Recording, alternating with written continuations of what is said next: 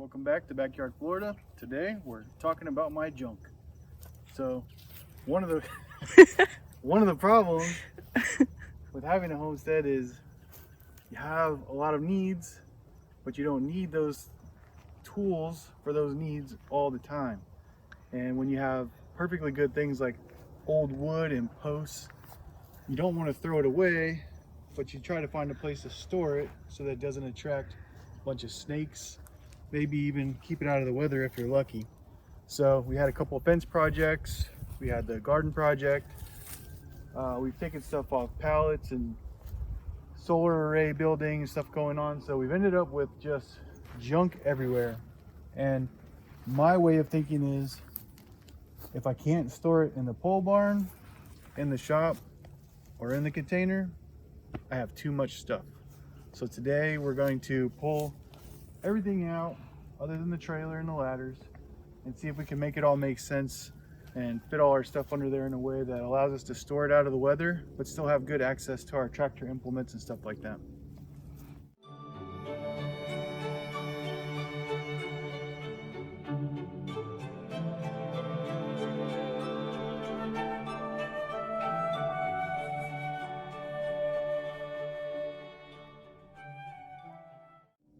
So we did build a pole barn, but our goal is to keep it hidden in the trees. So it's an odd size, and ideally it'd be a little bit bigger. But our priority is getting all of our implements for the tractor, especially our very expensive tiller, out of the weather. So what we have is a bunch of old planks on sawhorses. This was version 2. We broke the first set of sawhorses, and now we have even more wood, as you saw over there. So the goal would be to get all of our implements on a pallet, get it stored here neatly, along with all of the good wood that's treated. Even though it is treated, if we can keep it out of the sun and the elements until we're ready to use it, theoretically it'll save us some money down the road. So let's see.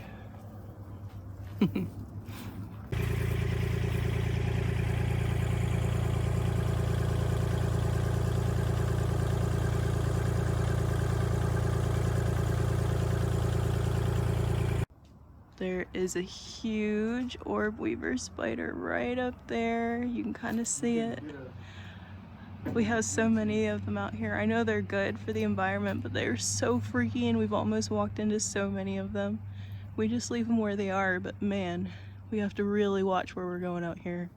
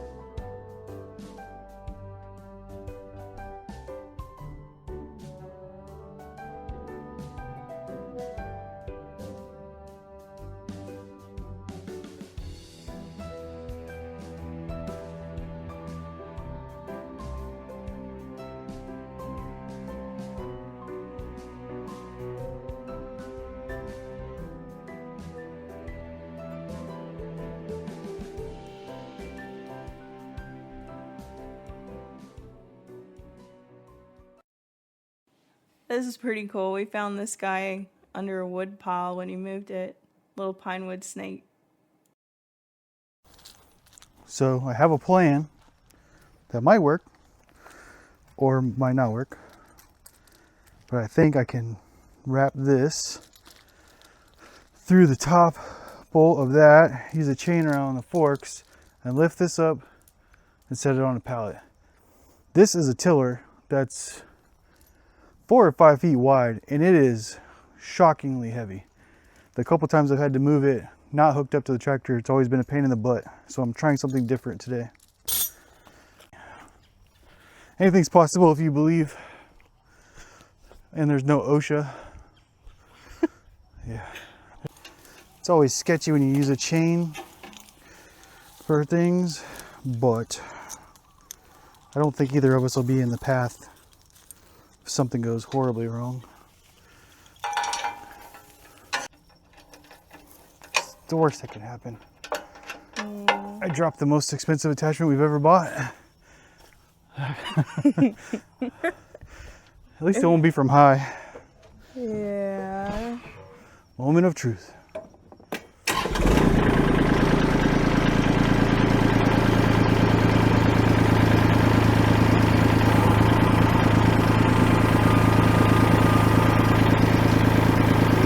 Ah. Oh yeah.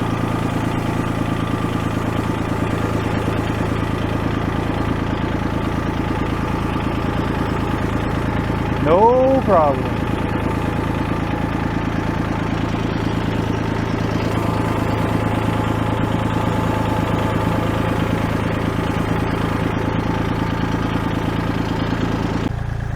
This one is beefy, but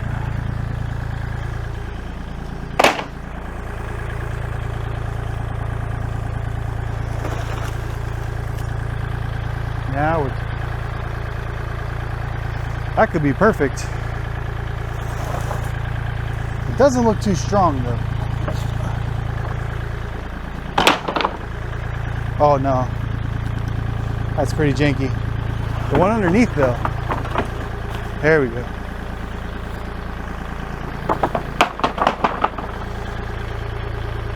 That's a good pallet right there, Sonny.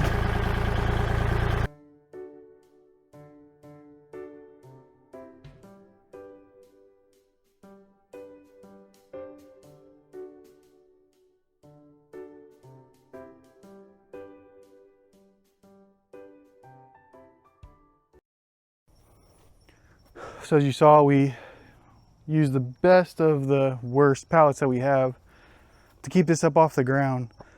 I mean, we're still storing it outside, so it's going to be dealing with moisture and corrosion and stuff like that, but up under the pole barn and not touching the ground, hopefully will help keep it in a little bit better shape.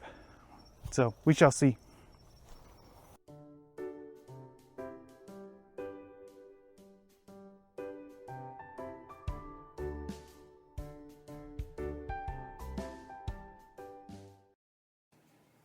After what feels like ages, we got all our stuff out of the pole barn. Got our implements, the stacked up wood, stacked up posts, old leftover aluminum framing from when we built the shop. We have some additional corner posts from our first fence project, some additional T-posts from our cattle panel fence, and a giant oversized pallet with an unused solar rack. We laid out some of the unused fence posts as dunnage in an attempt to keep all the boards as flat as possible, keep them off the ground, but still allow us to be able to get in and pick them up with the tractor easily. I do love our little Kubota, but I always feel like it just doesn't quite have enough oomph. I tried to pick up this whole stack of boards and it couldn't quite do it. It lifted it maybe a half an inch and then I wasn't able to tilt, so I had to split it into a couple more manageable loads. And I run into this problem quite a lot. It's a really good tractor, it's super reliable. When I bought it, I didn't know a whole lot about equipment, so I wanted to get something that didn't have a lot of the emissions and things that break over time. And I have been really happy with it. It's just, it always leaves a little bit to be desired when it comes to pulling stuff out of the ground or moving heavier loads. So I don't know, maybe in the future we'll look at something else. It's really hard to justify a bigger tractor for how little we use it, but at the same time, every time we try to use it, it's just coming up a little bit short. So it's one of those weird things, you know.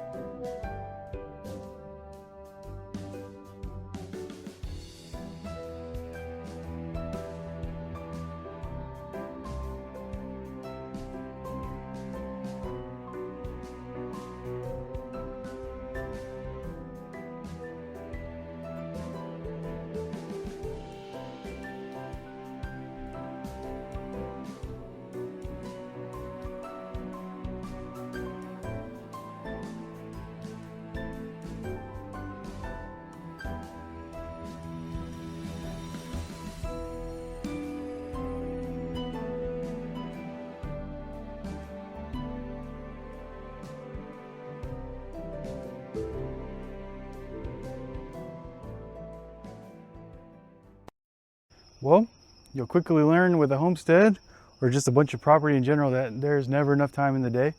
So we ran out of sunlight, which happens all the time, but we were able to get everything packed in here really nice.